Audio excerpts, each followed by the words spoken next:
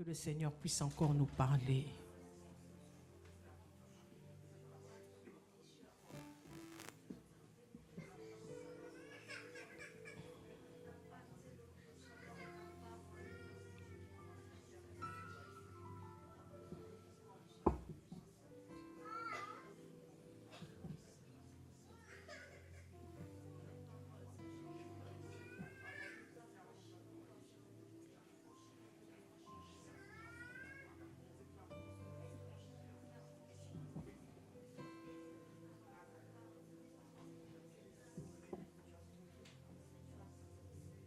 Seigneur, ce temps est pour toi.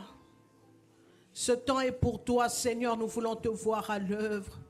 Nous voulons que tu te révèles. Nous voulons que tu te manifestes au travers de cette parole. Touche encore un cœur. Fais-nous encore du bien, Seigneur mon Dieu. Montre-nous la marche à suivre, le lieu où tu nous attends, Seigneur. Dans le précieux nom de Jésus. Amen. Acclame le Seigneur. Est-ce que tu peux saluer quelqu'un à côté de toi? Demande-lui comment il a passé la semaine. Bien.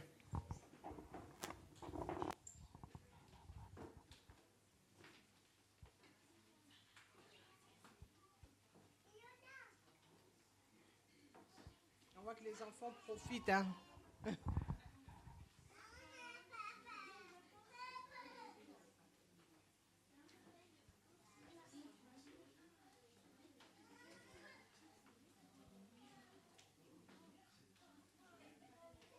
Gloire au Seigneur.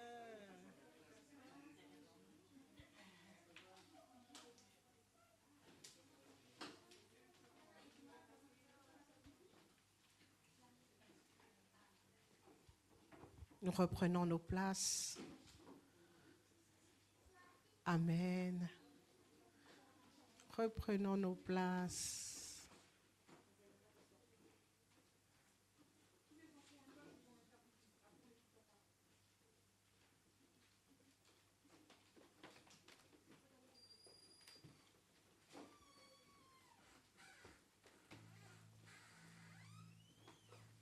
On ne court pas à l'église. Amen. On ne court pas à l'église. Gloire au Seigneur. Est-ce qu'on peut nous mettre un petit cantique? Le Seigneur insiste que les enfants on doit prendre le temps vraiment de prier avec les enfants et de leur enseigner la parole de Dieu. C'est très important. Vous savez que le monde des ténèbres n'attend pas que quelqu'un soit adulte. On n'attend pas que quelqu'un soit adulte et puis on dit on va l'investir des pouvoirs, on va lui donner la sorcellerie quand il sera majeur et vacciné. On commence déjà à implanter les mauvaises choses dans la vie d'un petit enfant. Et le temps étant ce qu'il est, nous voyons combien de mauvaises choses sont en train de s'accroître dans ce monde. Il faut prendre le temps. Non seulement nous, Église, mais chaque parent doit prendre du temps avec ses enfants pour leur donner l'habitude de la prière, l'habitude de leur donner quelques petites armes. Tu te sens mal, tu sens qu'il y a quelque chose qui t'arrive, tu peux invoquer le sang de Jésus. Tu peux appeler Dieu. C'est des petites choses que nous, on a appris aussi enfants. On s'est trouvé confronté à des choses, peut-être à des mauvais rêves. Il n'y avait pas d'adulte, mais tu as pu appliquer les petites choses qu'on t'a appris. L'autre chose qu'on doit apprendre aux enfants, c'est comment se tenir à l'église. Amen, amen. Je vous attends, reprenez vos places et j'ai besoin aujourd'hui de vous voir bien concentrés dans la parole. N'est-ce pas, Samuel? Gloire au Seigneur. C'est encore possible. La grâce est disponible, même quand c'est pénible. Rien n'est impossible. Il y a de l'espoir pour ceux qui croient. Au nom de Jésus-Christ, c'est encore possible. La grâce est disponible. Et même quand c'est pénible, Rien n'est impossible. Il y a de l'espoir pour ceux qui croient. Au nom de Jésus-Christ. Au nom de Jésus-Christ.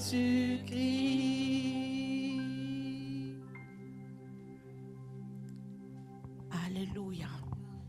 Gloire au Seigneur. Je vais vous demander de prendre avec moi Genèse chapitre 6.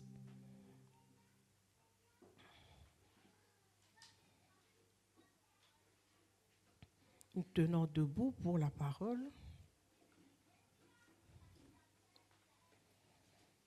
Genèse chapitre 6.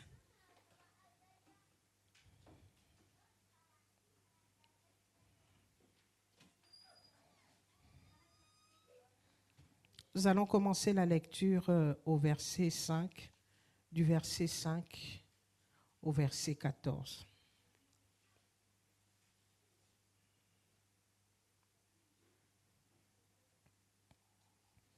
Je lis au nom du Seigneur Jésus, verset 5. L'Éternel vit que la méchanceté des hommes était grande sur la terre, et que toutes les pensées de leur cœur se portaient chaque jour uniquement vers le mal. L'Éternel se repentit d'avoir fait l'homme sur la terre, et il fut affligé en son cœur. Et l'Éternel dit, j'exterminerai de la race de la terre l'homme que j'ai créé, depuis l'homme jusqu'au bétail, aux reptiles et aux oiseaux du ciel, car je me répands de les avoir faits. Mais Noé trouva grâce aux yeux de l'Éternel. Voici la postérité de Noé. Noé était un homme juste et intègre dans son temps. Noé marcha avec Dieu. Noé engendra 3 fils, Sem, Cham et Japheth. La terre était corrompue devant Dieu, la terre était pleine de violence. Dieu regarda la terre, et voici, elle était corrompue, car toute chair avait corrompu sa voie sur la terre. Alors Dieu dit à Noé, la fin de toute chair est arrêtée devant moi, car ils ont rempli la terre de violence. Voici, je vais les détruire avec la terre. Fais-moi une arche de bois de gopher. Tu disposeras cette arche en cellules et tu l'enduiras de poids en dedans et en dehors. Parole du Seigneur. Amen. Nous pouvons prendre place. Je suis encore dans la joie de te retrouver ce dimanche. Et aujourd'hui, nous allons commencer un nouveau thème. Nous allons parler de la génération des Noé. Amen. La génération de Noé qui est différente des générations de Noé. Parce que lorsqu'on parle des générations de Noé, on va faire référence à la descendance de Noé. Nous ne parlons pas de la génération des Noé, mais nous parlons de la génération des Noé. Ça veut dire un ensemble d'hommes et de femmes qui manifestent le caractère ou les caractéristiques de Noé. Amen. Mais qui est Noé? Qui est Noé? Lorsque tu es dans la parole de Dieu, juste avant, dans Genèse 5, vers la fin, on nous parle de Noé, de sa naissance au verset 29. Nous voyons qu'il est fils de Lémec. Noé voudrait simplement dire repos, tranquillité. Alléluia. Et Noé, à la différence de toutes les personnes, de tous les descendants d'Adam, nous verrons qu'il y aura une exception également pour Enoch. La Bible nous dit que Noé a marché avec Dieu. Amen. Est-ce que tu as vu ça? Lorsqu'on parle, on nous dit, verset 9, la Bible dit, voici la postérité de Noé. Mais au lieu qu'on commence à nous citer les enfants de Noé, la Bible nous dit, Noé était un homme juste et intègre dans son temps. Noé marchait avec Dieu. Et ensuite seulement, dans Genèse 6, verset 10, c'est là qu'on va nous parler des enfants de Noé. Alléluia. Noé s'est distingué par le fait qu'il marchait avec Dieu. Alors si je dois fixer le contexte, j'aimerais parler de ce qui s'est passé dans la vie de Noé. Et puisque je suis en train de parler, ou nous sommes en train de parler de la génération des Noé, la génération des hommes et de femmes que Dieu cherche aujourd'hui, nous allons voir le contexte, tout ce qui a entouré la vie du temps de Noé, et nous allons aussi voir qu'est-ce qui se passe dans ce temps ou qu'est-ce qui se passe dans notre temps. Amen. Dans la parole de Dieu, la Bible nous montre que Dieu est affligé. Dieu est affligé, ce même Dieu qui, à la création, à chaque fois se félicitait de son œuvre, pouvait dire, il a vu, j'ai vu que cela était bon. Le même Dieu qui voyait les choses qui étaient bonnes, la Bible nous dit que Dieu est affligé. Mais pourquoi Dieu est affligé? La Bible nous dit que le monde avait atteint d'abord un degré élevé de méchanceté. Nous n'avons pas lu cela, mais lorsque nous sommes au début du chapitre 6, on nous parle de la corruption du genre humain. La Bible déclare que les fils de Dieu ont vu que les filles des hommes étaient belles et ils vont les prendre comme femmes. Et lorsqu'on parle des fils de Dieu, on ne parle pas des hommes. On ne parle pas des hommes. On parle bien, on dit ceci, prends ta Bible avec moi, je suis au chapitre 6, versets 1 et 2, lorsque les hommes eurent commencé à se multiplier sur la face de la terre et que les filles leur furent nées, parce que nous savons qu'Adam a eu 2 garçons, donc avec la multiplication, il a commencé à avoir des filles. La Bible dit que les fils de Dieu virent que les filles des hommes étaient belles et ils en prirent pour femmes parmi toutes celles qu'ils choisirent. Lorsqu'on parle des fils de Dieu, je vous dis, on ne parle pas d'hommes, on est en train de parler d'anges déchus. Alléluia. On parle d'anges déchus, pas des anges qui étaient avec le Seigneur, mais les anges qui ont été précipités avec le diable. Ils ont commencé à voir que les filles des hommes étaient belles et ils vont en prendre. Et de ces croisements-là, le genre humain va être corrompu. La méchanceté était telle que Dieu va commencer à regretter d'avoir créé l'homme. Alléluia. La Bible nous dit que les pensées des hommes ne se portaient que sur le mal. Verset 8, Dieu vit que la méchanceté des hommes était grande sur la terre et que toutes les pensées de leur cœur se portaient chaque jour uniquement vers le mal. La corruption était grande, il y avait une grande dépravation. Alléluia.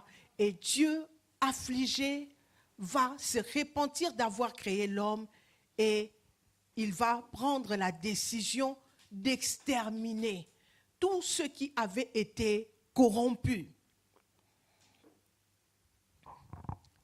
Et maintenant, si nous parlons des temps actuels, parce que si nous parlons de la génération de Noé, Noé a existé, Noé a fait son temps, Noé aujourd'hui n'est pas là, mais Dieu recherche encore des gens de la race de Noé.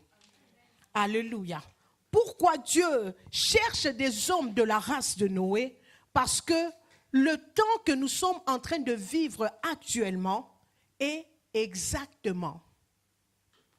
c'est exactement les mêmes circonstances que du temps de Noé. Non, les fils de Dieu ne sont pas descendus pour prendre les femmes, les filles des hommes, mais la méchanceté également est très grande. Lisons Matthieu, je vais lire rapidement pour toi, Matthieu 24.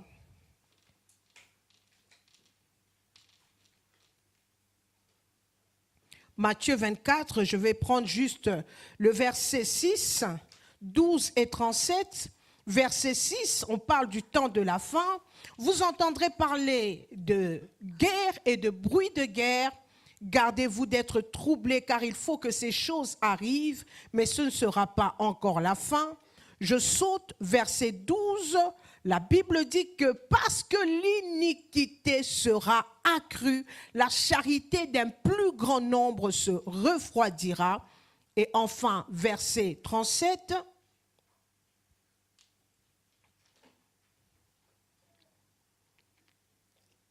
Verset 37, la Bible dit, « Ce qui arriva du temps de Noé arrivera de même à l'avènement du Fils de l'homme. » En fait, ce n'est pas simplement le fait que les hommes vaquaient à leurs occupations, mais même les circonstances de la vie sont similaires à celles du temps de Noé. La méchanceté était accrue déjà du temps de Noé. Et la méchanceté en ce temps est en train de prendre des niveaux de plus en plus élevés. Il n'y a qu'à regarder les faits divers, il n'y a qu'à regarder comment les guerres se passent. Avant, on pouvait réserver même de couloirs humanitaires pour pouvoir préserver la vie des civils. Aujourd'hui, quand il y a une guerre, les gens ne s'offusquent plus de bombarder un hôpital, de bombarder une école. La méchanceté devient tellement grande que des parents tuent leurs enfants pas par la sorcellerie, mais physiquement.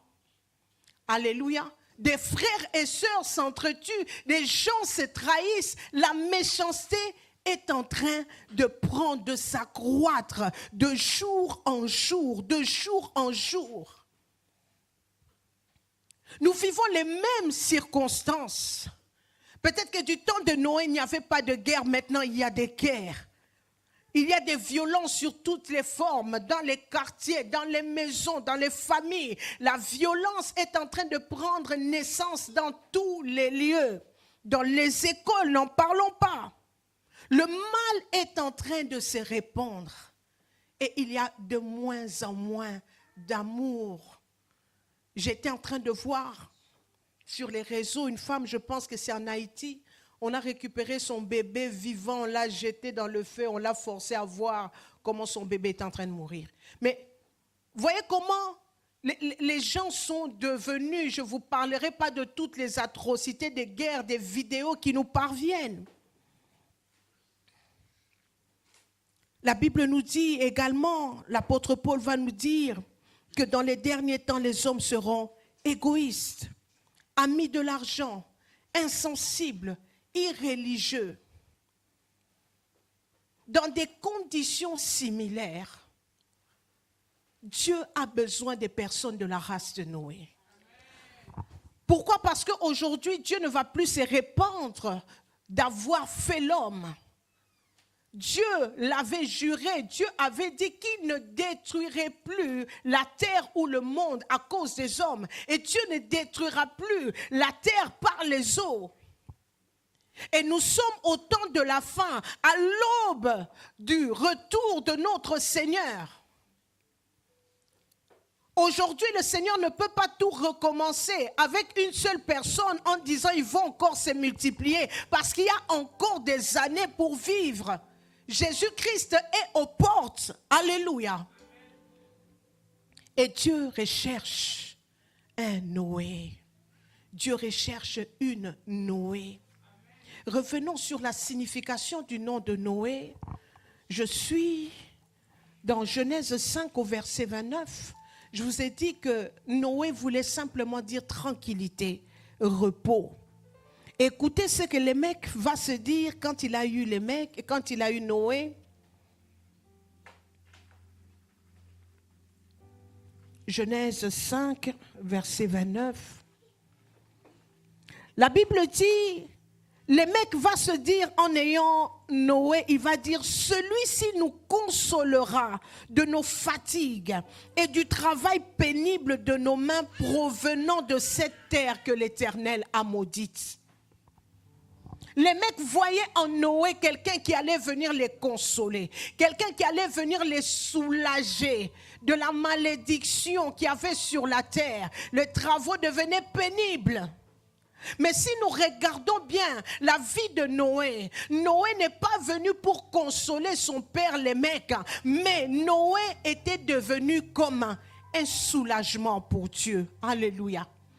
Si Dieu pouvait regarder toute la terre pervertie, si Dieu pouvait regarder le mal qui s'accroît, le regard de Dieu pouvait s'arrêter sur la vie de Noé et Dieu pouvait avoir un soulagement de dire, ah, au moins je peux compter sur lui. Alléluia. Et la génération de Noé, c'est des hommes et de femmes qui vont être ceux que Dieu va regarder et va dire, je peux compter sur lui. C'est des personnes qui vont pouvoir se distinguer dans ce temps. Dieu va pouvoir s'appuyer sur eux. Dieu va pouvoir compter sur eux dans cette génération. Et ma prière est que toi et moi, nous soyons des Noé. Que lorsque le regard de Dieu va parcourir la terre, qu'il s'arrête sur toi et dise, ah, je peux compter sur lui. Non, non, non. Heureusement qu'un tel est là. Heureusement que Fleurinda est là. Heureusement que Laure est là.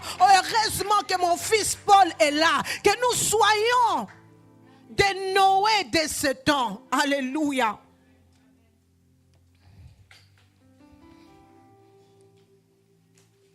Mais allons voir maintenant de près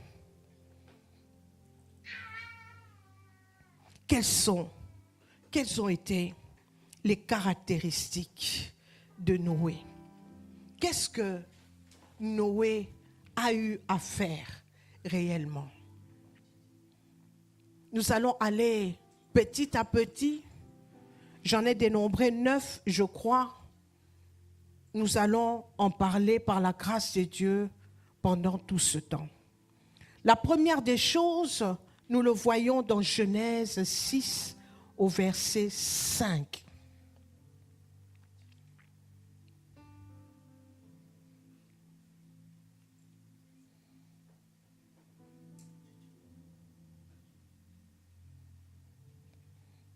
Non, c'est même pas au verset 5.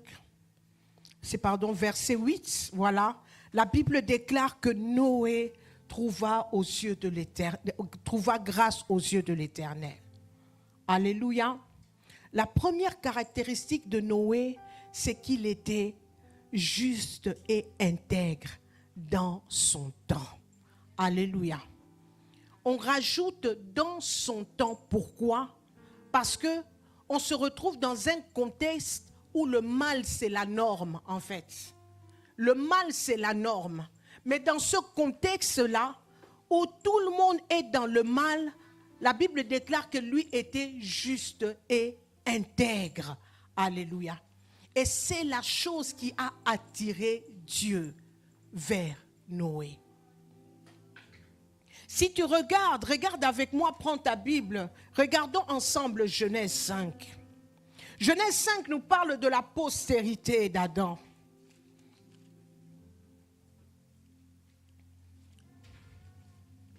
Commençons le verset 7, tu vas simplement suivre avec moi.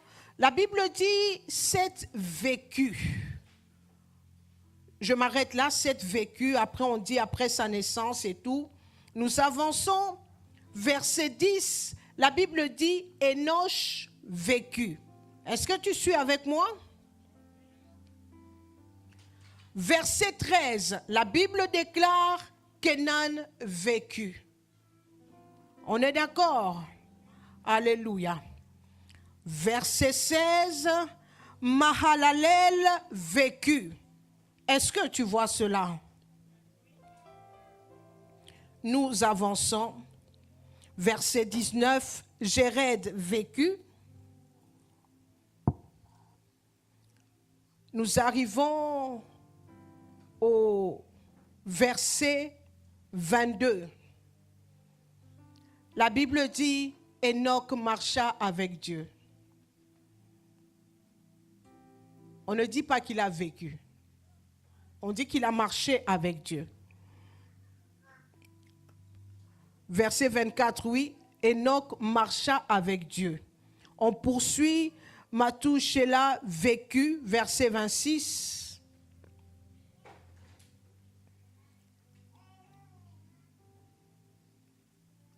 On nous parle après de Lémec qui vécut. Mais maintenant, quand on nous parle de Noé, nous allons dans Genèse 6.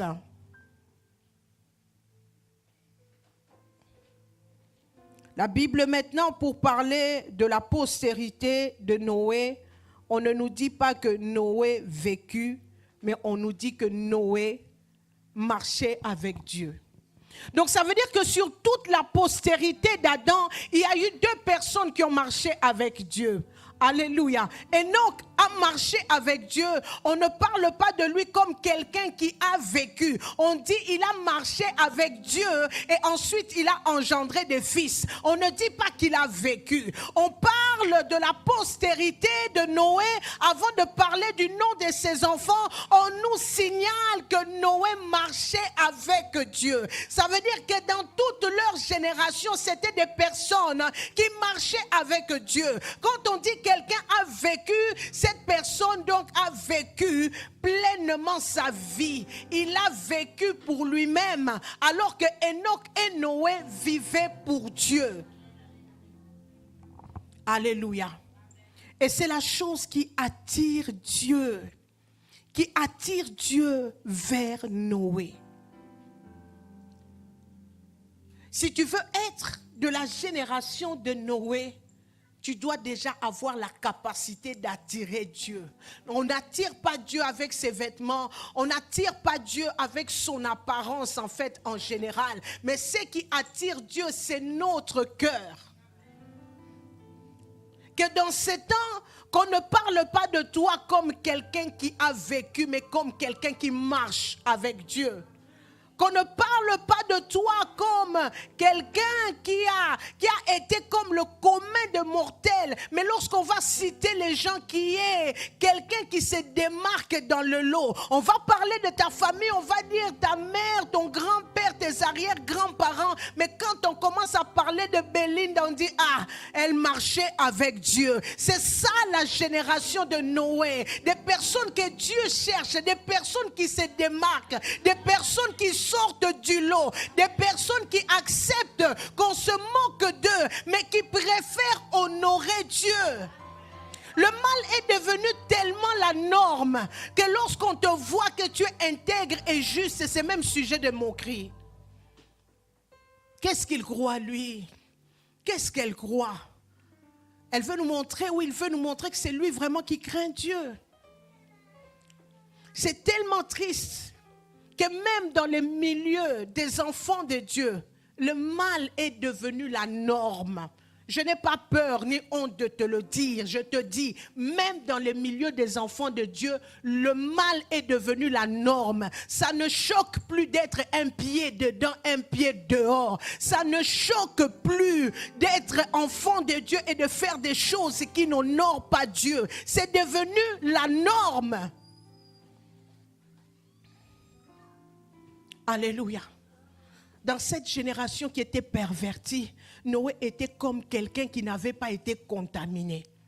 Alléluia. Il était comme quelqu'un qui n'avait pas été touché par ce qui se passait sur la terre. Les Noé sont la réserve de l'Éternel. Alléluia. Ce sont des personnes que Dieu a réservées. Du temps d'Élie, Élie va commencer à dire à Dieu, Seigneur, je préfère mourir parce que je suis le seul. Oh, Dieu va dire à Élie, mais toi tu croyais que tu étais seul. Non, j'en ai encore 7000 autres que j'ai réservés, qui n'ont pas fléchi les genoux devant Baal. du temps d'Élie, je ne sais pas quel était le nombre d'humains sur la terre. Aujourd'hui, laisse-moi te dire que sur la terre, on est plus de 8 milliards d'hommes. Ça veut dire que dans ces temps-ci, puisque nous sommes nombreux déjà sur la terre, simplement les hommes, ça veut dire que si du temps d'Élie, il y avait 7000 qui n'avaient pas fléchi les genoux devant Baal, ça veut dire que de ces temps-ci, Dieu a une réserve plus grande. Alléluia. Dieu a une réserve plus grande. Il faudrait que quelqu'un qui sert Dieu en cachette quelque part, qui commence à se fatiguer en disant Seigneur, je me suis fatigué, que Dieu commence à lui dire, ah, tu pensais que tu étais seul, mais il y a Chélia qui est dans le quartier là-bas. Elle n'a pas fléchi le genou devant Baal. Elle fait partie de ma réserve. Ne pense pas que tu es le seul. Alléluia. Les Noé sont la réserve de Dieu. Le monde peut être corrompus, mais ils ne sont pas contaminés par le mal. Ils n'ont pas honte d'être justes et intègres. Ils n'ont pas honte d'afficher leur foi. Ils n'ont pas honte de garder la foi même en temps trouble. Ils n'ont pas honte de dire non, moi je ne fléchirai pas les genoux devant Baal. Alléluia.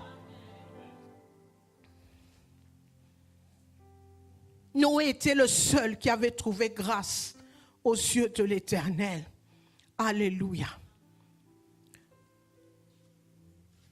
Dans ces temps où les choses sont compliquées, on ne fait que se copier en fait. Le diable va prendre le soin de pervertir ceux qui sont comme un exemple pour toute une génération, pour une famille, pour un peuple. On va commencer par pervertir celui qui est la tête pour que ce soit plus facile de corrompre tout. Mais la Bible nous dit ceci dans 3 Jean, n'imite pas le mal mais le bien. Alléluia. N'imite pas le mal mais le bien, parce que celui qui fait le bien est de Dieu. Toujours dans le Nouveau Testament, dans Romains, l'apôtre Paul nous dit « Ayez le mal en horreur, attachez-vous fortement au bien. » Alléluia. Oh, qu'en ce temps-ci, que tu sois fortement attaché au bien. Alléluia. Les Noé sont des personnes qui ont des valeurs. Alléluia. Il a des valeurs. Et pour rien, il ne peut se contredire, pour rien, il ne peut aller en dehors de ce que lui considère comme étant des valeurs pour lui. Qui est-ce que tu es en train d'imiter? Tu imites quoi? Peut-être que si tu es sur le point de vouloir ressembler aux gens de ta génération, parce qu'on s'est moqué de toi, on t'a dit, mais tout le monde fait ça. Tout le monde a l'habitude de faire ça, mais au travail ici, tous nous prenons quelque chose. Tu penses que nos maisons là, avec le salaire là qui nous paye, qu'est-ce que tu crois? Avec le temps de crise ici, il faut prendre. Tu résistes, premier jour, deuxième jour, les gens se moquent de toi, on dit, ah, on va voir. Tu es dans les milieux de des amis, on te dit, mais tout le monde fait ça. Qu'est-ce que ça fait d'avoir 2, 3 copines, d'avoir 2, 3 copains? Mais il faut faire ça, c'est la vie en fait. Qu'est-ce que ça fait de se mettre en colère? Qu'est-ce que ça fait de faire telle ou telle chose? Il y a même quelqu'un qui voulait pervertir un autre. Aïe, aïe, aïe, aïe, aïe. Ça se passe dans l'église. Ça se passe dans l'église. On a comme 2 personnes qui sont mariées, hein, mais ils sont dans l'église. Mais peut-être que la femme ne vient pas avec son mari, l'homme ne vient pas avec son mari. Alors l'homme va draguer la femme mariée. L'homme marié, hein, je précise, il drague la femme. La femme me dit, ah, mon frère, et je suis mariée. Et le frère, et ça fait quoi? Maintenant, ça fait quoi? Tu penses que tous là, comme on est à l'église, tous, on est comme ça là, tu vois là. Tu vois tous comme on est là, mais chacun, tu vois, on est tous un peu, hein? Ça fait quoi, au fait? Bien-aimé, quand tu arrives dans le milieu où tu devais imiter le bien, où on commence à t'apprendre à faire le mal, ça devient compliqué. Il y a des personnes qui ont rejoint un groupe d'amis, enfants de Dieu, qui ont rejoint des églises, des groupes de paroles, de prières. Mais c'est là où il a appris à voler. C'est là où il est devenu dépravé. Lui, il est venu avec des bonnes résolutions. Moi, je vais prier. Moi, vraiment. Et puis, tu regardes, tu dis, quand je vois la sœur Sandra prier, waouh! Il ne fait qu'envier les gens. Il dit, oh, lui, il prie bien. Ah non, lui, il a avancé. Il commence à se dire, ah non, mon modèle, je vais prendre un tel. Et maintenant, là, lui, le jeune arrivé, le nouveau venu, qui prenait les autres pour modèle. Et maintenant, les autres les respectent. Tu vois, comme nous, on en prie, mais toujours un peu de ceci, ça ne manque pas. Après, là, ça, c'est l'église. Et après, en dehors de l'église, on a quand même notre vie. Et les gens sont en train de se pervertir. En train de se pervertir. Alléluia. Non, il faut que Dieu compte sur toi. Non, parle un peu à ta soeur, à ton frère à côté. Dis-lui, il faut que Dieu compte sur nous. Non, ne t'exclus pas. Ne dis pas, il faut que Dieu compte sur lui. Dis, nous deux là, tu vois, Dieu doit compter sur nous.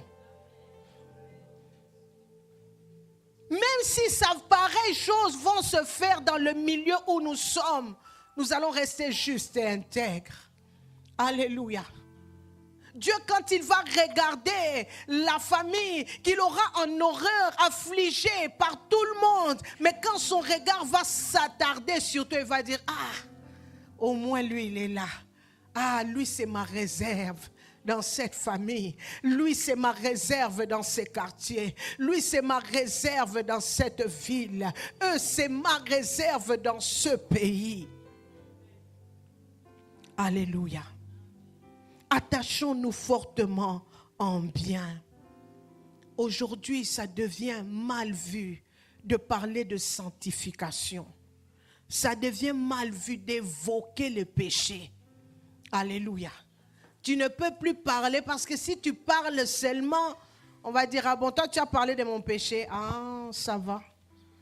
D'ailleurs, là dans la rue, là il y a déjà 2-3 églises. Tu n'es pas contente, je vais dans l'église suivante. Aujourd'hui, c'est compliqué de dire à quelqu'un clairement, tu vois la vie là que tu mènes, ce n'est pas bon. Il faut que tu changes, il faut que tu te répandes. Alléluia.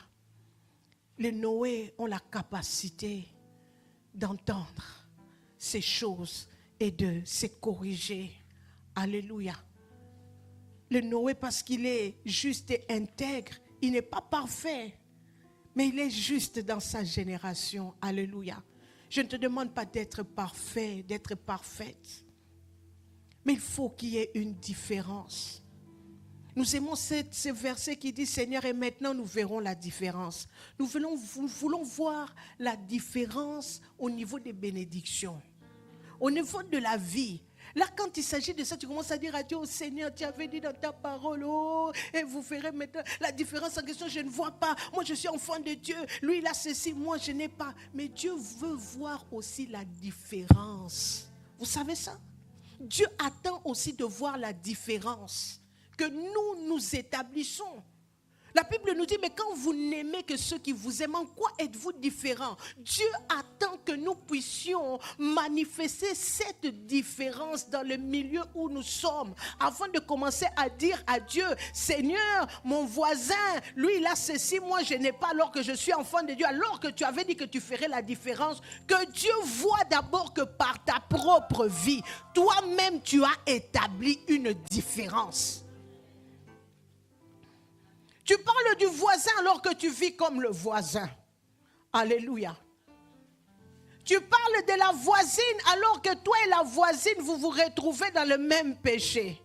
La voisine, même quand elle te regarde, elle-même ne voit qu'il n'y a aucune différence entre celui qui reste à la maison et celui qui va à l'église. Alléluia.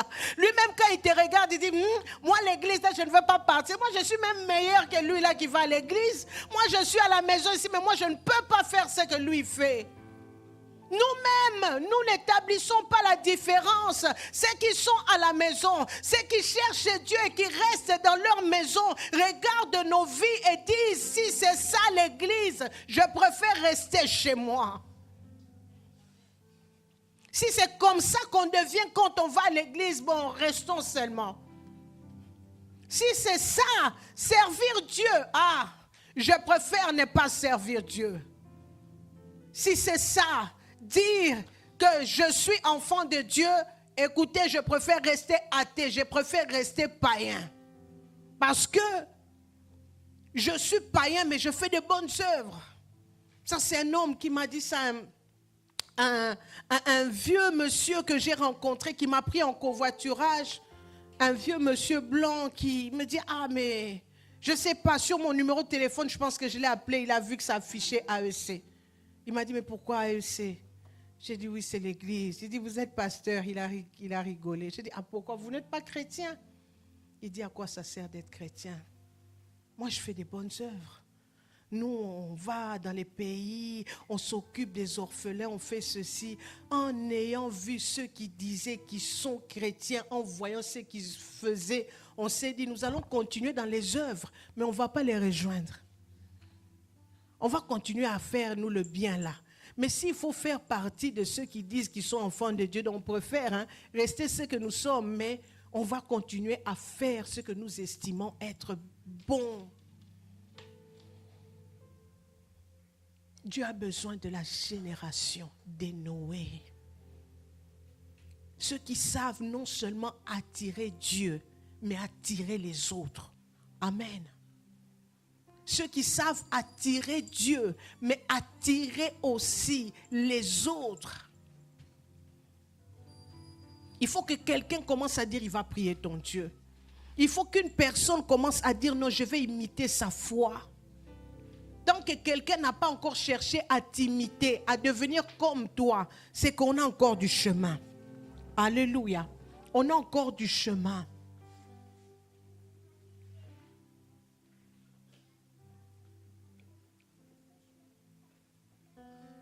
J'aimerais que l'on parle de nous comme des personnes qui ont vécu avec Dieu et qui vivent avec Dieu. Alléluia. Et j'aimerais que tu saches que ce n'est pas parce que c'est facile, mais c'est une décision. Amen. C'est une décision de ne pas se compromettre. C'est une décision de ne pas avoir une double vie. C'est une décision de ne pas avoir plusieurs visages. C'est une décision. Amen. La deuxième chose qui caractérise Noé.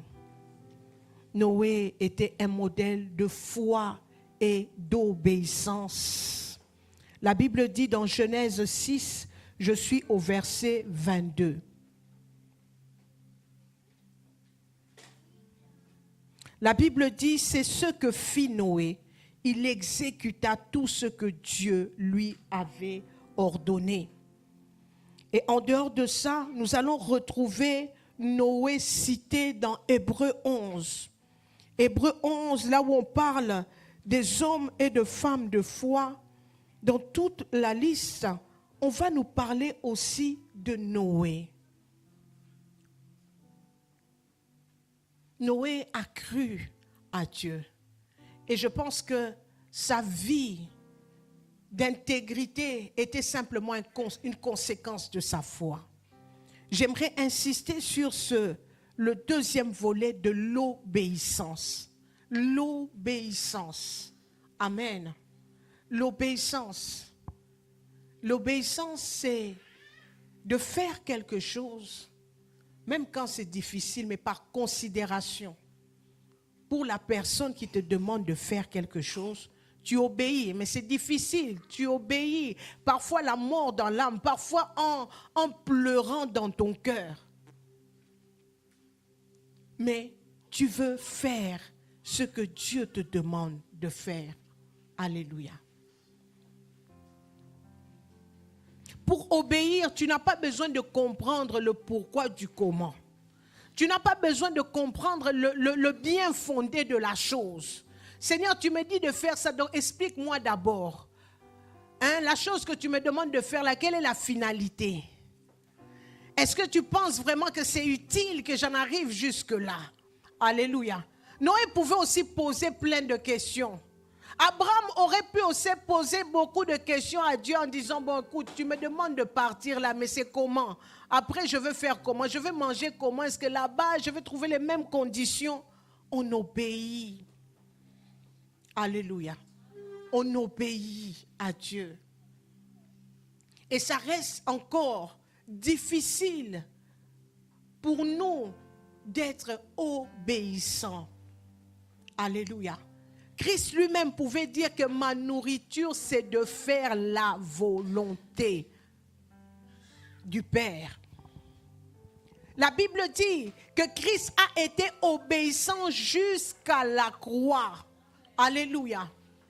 Si nous voulons être de Noé, nous devons imiter cette vie d'obéissance à Dieu.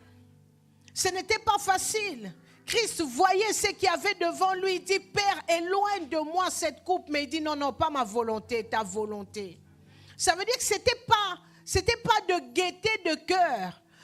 On n'obéit pas parce que c'est simple, c'est facile. Mais tu obéis. Tu obéis. Comment expliquer, comment faire croire? Comment emmener des gens de notre génération de croire à ce que Dieu nous a dit dans le secret? Toi-même, tu sais que si tu te présentes là pour leur dire, vous savez, Dieu m'avait dit ça, on va se moquer de toi. Amen. Les gens se moquent de nous même quand nous disons les choses qui sont écrites. Maintenant, les choses que Dieu t'a dit à toi-même qui ne sont pas écrites, ça va être comment?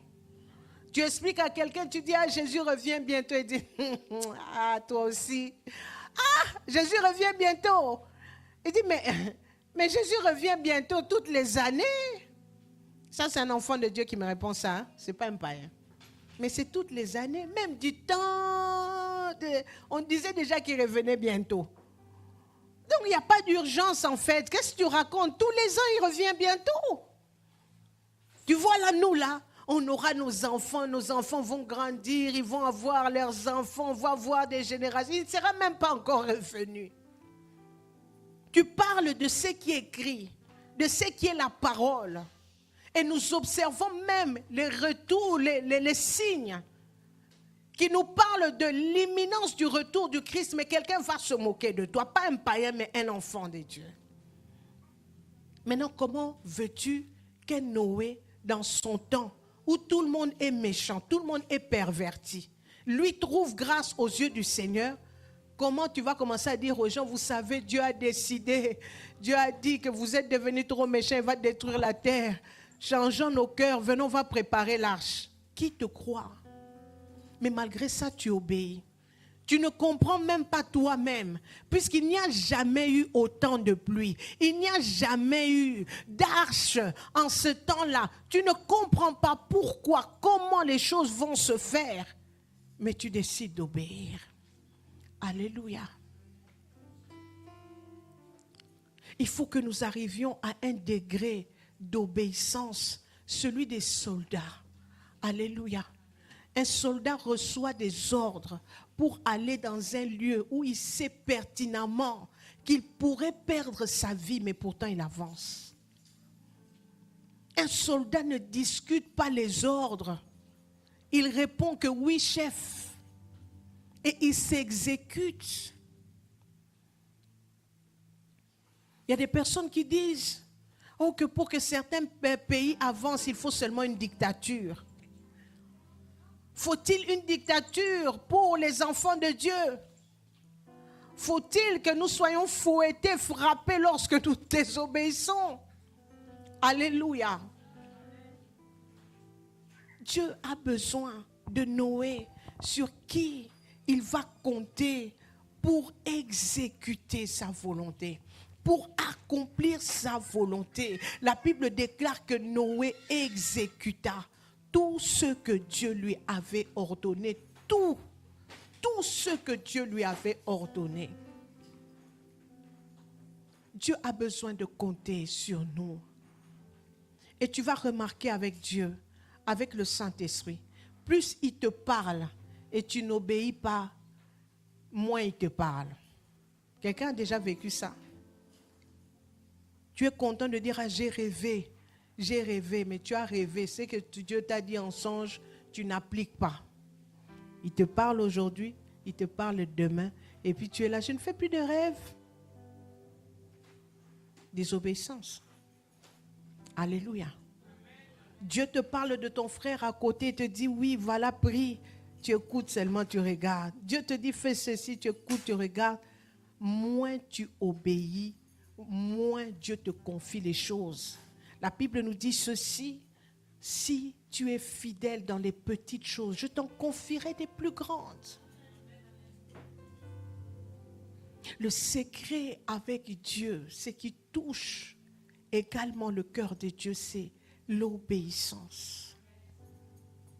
Dieu ne peut pas te confier des grandes choses tant qu'il n'a pas l'assurance que tu vas obéir. Parce que ça serait comme confier un grand secret à une personne qui ne va rien en faire. Je ne vais pas venir t'expliquer, ah tu sais ici là, le voisin, sa maison va tomber et tout ça. Et puis en fait, tout ce que tu fais c'est raconter à ta voisine. Et tu sais, le voisin là, oh laisse-moi voisine, je vais t'expliquer. Dieu m'a dit. Et Dieu t'a dit, oui, Dieu m'a dit qu'il va le détruire. Et après, les grands secrets sont réservés à ceux qui obéissent. Les grandes missions sont réservées à ceux qui obéissent. Les grandes missions, sache très bien que si Noé, Dieu lui dit qu'on suit l'arche, ça veut dire que dans les petites choses déjà, Dieu avait vu que Noé était obéissant. Alléluia. C'est pourquoi Dieu arrive à dire, bon, celui-là, je peux compter sur lui. Écoute, vas-y, on y va pour l'arche. Je vois que tu es prêt, je peux te confier ces choses. Alléluia. J'aimerais m'arrêter là pour que nous puissions prier. Nous allons poursuivre la semaine prochaine. J'aimerais que tu retiennes ces deux caractéristiques de Noé.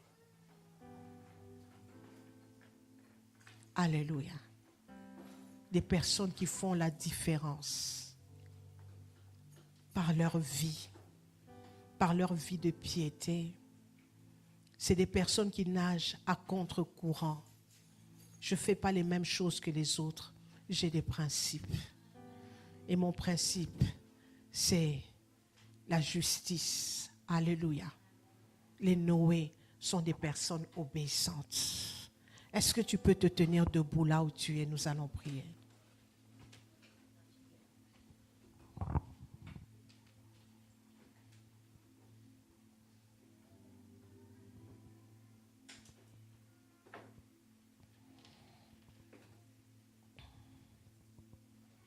Que ma vie soit une fleur, un parfum de bonne odeur.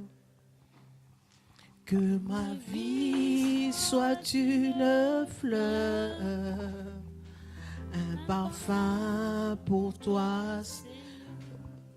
Devant toi, je me repens. Alléluia. Fais de moi ce que tu voudras. Devant toi, je me repens. Alléluia. Fais de moi ce que tu comme l'argile devant le potier. Donne-moi la forme qui te plaît. Alléluia. Tu fais toutes choses en ton temps. Je serai toujours confiante. Seigneur, observe mes voies. Garde-moi auprès de ta gloire. Alléluia. Je voudrais habiter chez toi tous les jours ici-bas. Oh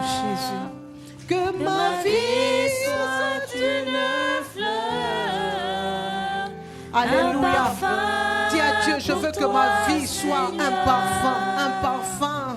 Non, non, non. Je voudrais que tu arrives à compter sur moi dans cette génération. Bien-aimé, peut-être que tu étais en train de dévier. Alléluia. Alléluia.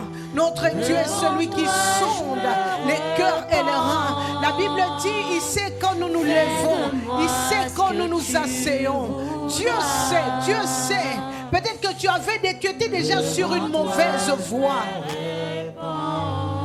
Il n'est pas trop tard pour toi. Fais de moi ce que tu voudras. J'aimerais que tu commences maintenant à prier. Tu étais peut-être sur une mauvaise voie. Tu étais prêt à prendre un chemin qui n'honore pas Dieu. Tu étais prêt à te compromettre. Tu étais prêt à vivre comme les gens de ce temps, comme les gens de ton temps, comme les gens de ta génération, comme les femmes de ton âge, comme les hommes de ton âge. Tu étais prêt. Et tu as même commencé à emprunter cette voie. Dieu recherche de Noé. Dieu cherche de personnes sur qui il va compter. Il veut compter sur toi. Est-ce que Dieu peut compter sur toi dans ta génération? Mais qui d'autre il y a dans ta famille? Il faut qu'il y ait une réserve dans cette famille. Cette famille est pervertie. Cette famille est dans le mal. Mais Dieu a besoin d'une réserve. Comment tu peux te comporter comme eux? Comment tu peux être comme eux? Dieu a besoin d'une réserve dans ces quartiers. Dieu a besoin d'une réserve dans ces pays. Dieu a besoin d'une réserve dans cette église. Dieu a besoin. Dieu a besoin. Je me repens. Commence à prier. Fais de moi ce que tu voudras. Jésus. Alléluia. Seigneur, c'est devenu tellement courant de commencer dans l'esprit et finir dans la chair. C'est devenu la norme. Alléluia. Nous commençons avec des bonnes intentions. Après, nous commençons à travailler pour notre ventre. Et Jésus, c'est devenu tellement courant. Mais Seigneur, nous crions à toi. Yahweh, aide-nous, Jésus. Rassimaya. C'est devenu tellement courant de regarder ses intérêts. C'est devenu tellement courant, Seigneur. Yahweh, Seigneur, de bâcler le travail. C'est devenu tellement courant de faire de mauvaises choses. Seigneur, nous venons crier à toi, Jésus.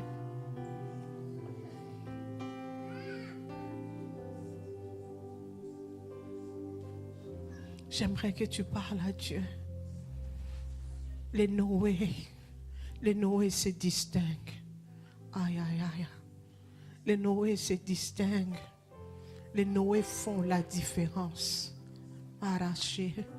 Les Noé font la différence. Les Noé créent la différence. Les Noé se retrouvent parfois seuls. Alléluia. Parce qu'eux ne réfléchissent pas comme tout le monde. Eux ne réagissent pas comme tout le monde. Eux ne prennent pas les mêmes décisions que tout le monde. Les Noé vivent même le rejet. Alléluia. Parce qu'ils ne veulent pas être comme les autres. On les voit comme des personnes qui ont des principes. Alléluia. Des principes. Aïe, aïe, aïe, aïe, aïe. Mais vaut mieux plaire à Dieu qu'aux hommes. Vaut mieux plaire à Dieu qu'aux hommes. J'aimerais que tu pries. Déverse ton cœur dans sa présence. Déverse ton cœur dans sa présence. Déverse ton cœur dans sa présence. Déverse ton cœur dans sa présence. Déverse ton cœur.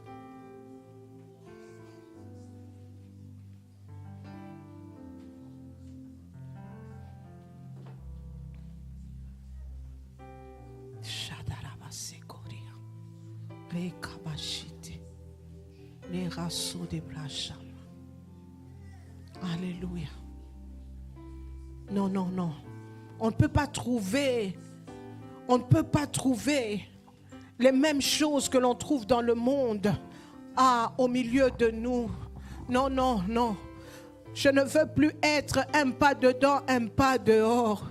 Je ne veux plus être tantôt bon, tantôt méchant. Je ne veux plus faire de la figuration dans ta présence. Non, Seigneur, je voudrais que ma vie tout entière, Seigneur, puisse refléter ma foi, refléter ma foi. J'aimerais même te craindre dans les endroits où je suis seul, là où personne ne peut me voir. J'aimerais, Seigneur mon Dieu, Yahweh, être juste, même quand il n'y a personne pour m'accuser, même quand il n'y a personne pour me filmer. Je veux être juste, je veux être juste, Seigneur. Je veux être juste, Père. Je veux être intègre, mon Dieu, même au milieu de ceux qui ont abandonné la foi. Alléluia.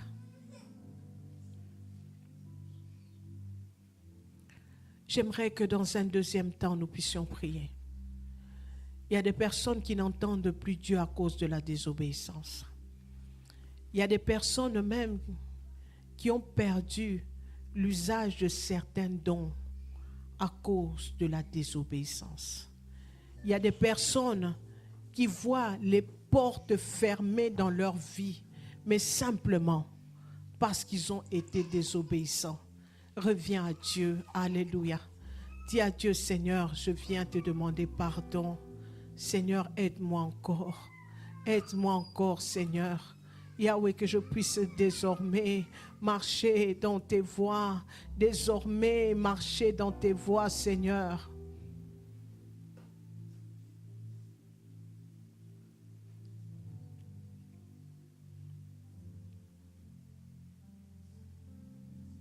J'aimerais prier pour ceux qui ont perdu particulièrement des dons. Tu peux avancer, je vais prier pour toi. Et j'aimerais que tu prennes le temps de demander pardon à Dieu. Tu entendais la voix de Dieu, tu ne l'entends plus. Tu voyais des choses que Dieu pouvait te montrer en vision, en songe. Tu as perdu cela. Des capacités, des aptitudes que tu as perdues parce que tu n'as pas été obéissant. Il y a même des personnes qui sont tombées malades à cause de la désobéissance. À cause de la désobéissance. Tu peux t'avancer.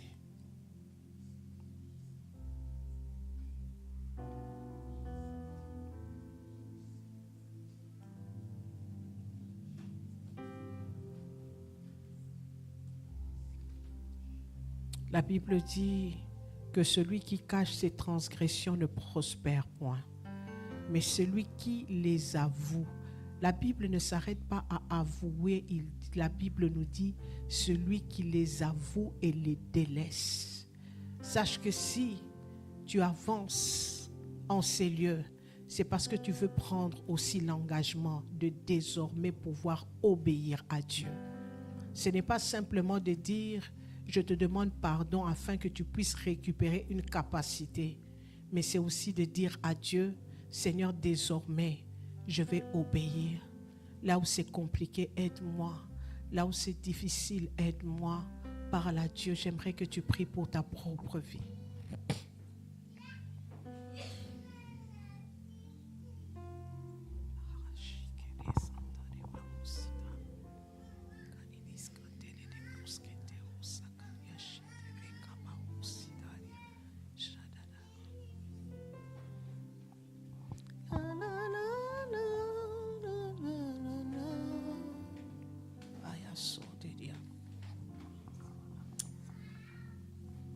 Avance-toi, avance-toi. Il y a des personnes qui sont en train de résister. Alléluia. Avance-toi dans la présence de Dieu.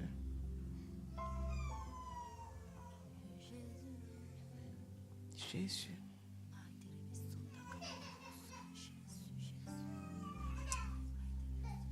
Moi je n'ai que Jésus. Oh. Si tu me l'enlèves, je n'aurai plus rien. La la la la la la la.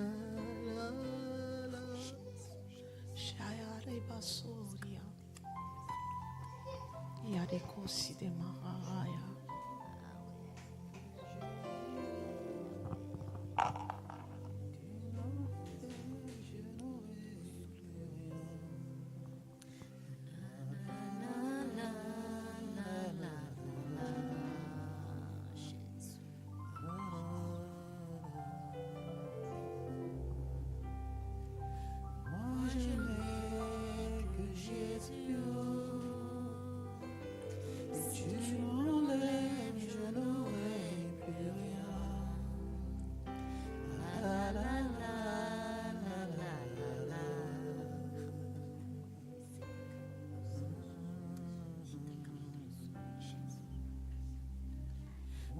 Je n'ai que Jésus, oh.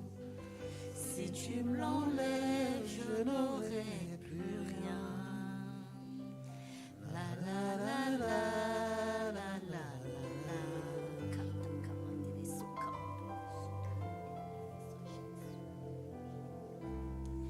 Moi je n'ai que Jésus, oh. Si tu me l'enlèves, je n'aurai plus rien. La la la la la la la.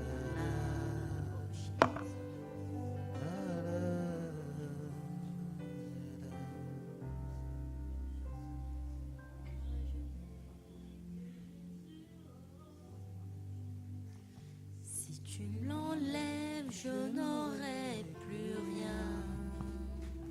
La la la la la la la. Oh Jésus, je n'ai que toi, Jésus.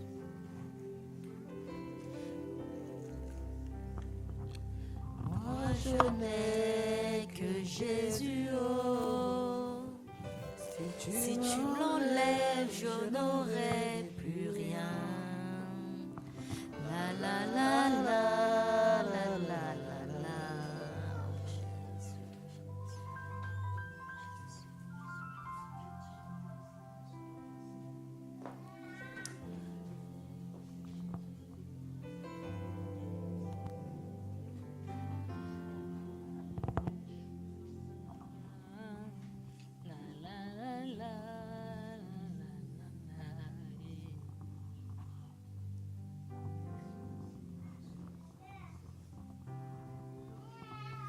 Moi je n'ai que Shama, si tu me l'enlèves, je n'aurai plus rien. La la la la la la la.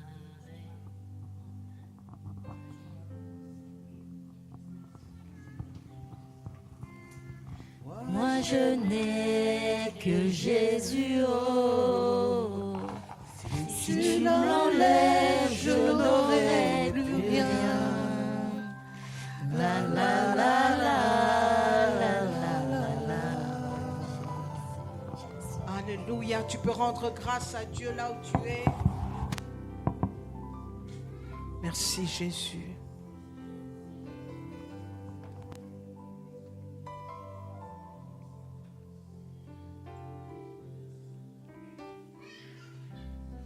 Rends grâce à Dieu.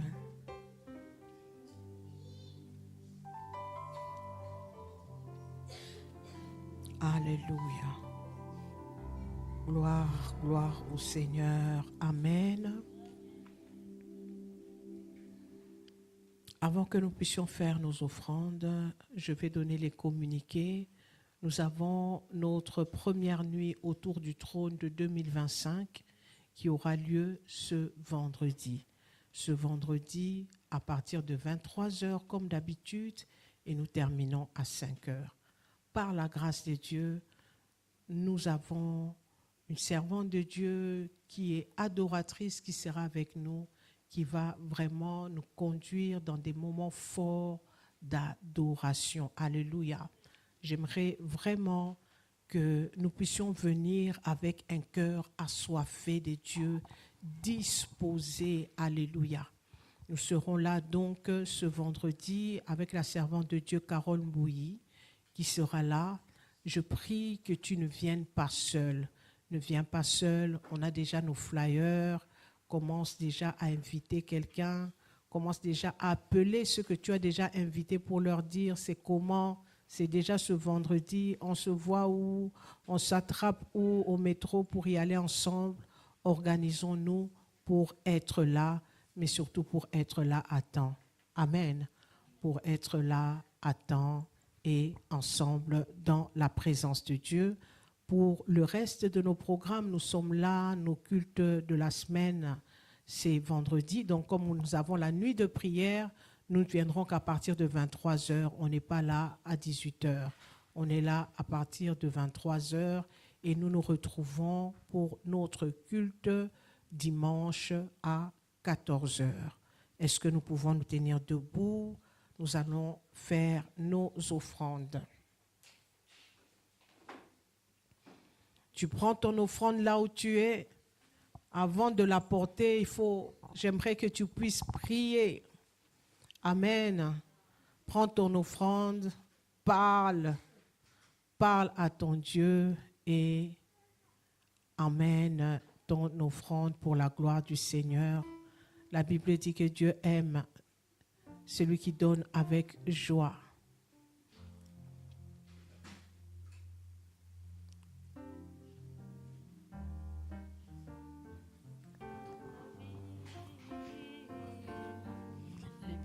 Qui soutient ma vie. Jésus, le pilier qui soutient ma vie. Jésus, le pilier qui soutient ma vie. Oh, précieux Jésus, le pilier qui soutient ma vie. Précieux Jésus, le pilier qui soutient ma vie. Le pilier qui soutient ma vie. Le pilier qui soutient ma vie. Précieux Jésus, le pilier qui soutient ma vie. Précieux Jésus, le pilier qui soutient ma vie. Précieux Jésus, le pilier qui soutient ma vie. Précieux Jésus, qui soutient ma vie. Alléluia. Est-ce que nous pouvons lever nos mains? Nous sommes arrivés à la fin. Nous allons prier pour la fin. Nous voulons remettre cette semaine entre les mains de l'Éternel. J'aimerais que tu puisses avoir une pensée pour une personne qui n'est pas là, que tu n'as pas vue.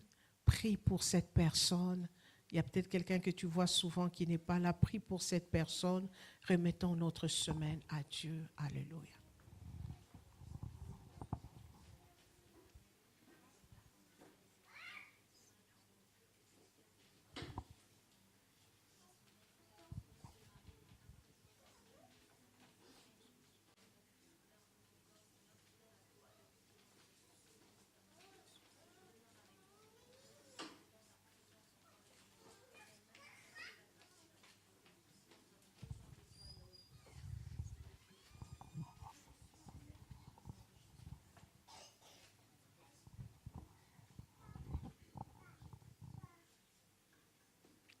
Seigneur, nous voulons être reconnaissants pour ce culte. Merci parce que tu nous accordes déjà la victoire sur cette semaine. Merci parce que tu nous donnes la force de rester intègres là où d'autres tombent, là où d'autres, Seigneur, se méconduisent. Tu nous donnes la force de rester droit parce que sans toi, nous ne pouvons rien faire. Je viens bénir tous nos rendez-vous, la semaine de travail, le retour à l'école pour ceux qui étaient en vacances, la période encore, la dernière semaine de vacances pour ceux qui sont encore en vacances. Je prie, Seigneur, que tu puisses nous accorder ta faveur et ta protection. Laisse que ton saint nom soit béni parce que tu es notre Dieu. Ensemble, nous disons gloire au Seigneur Jésus. Allons dans la paix du Seigneur.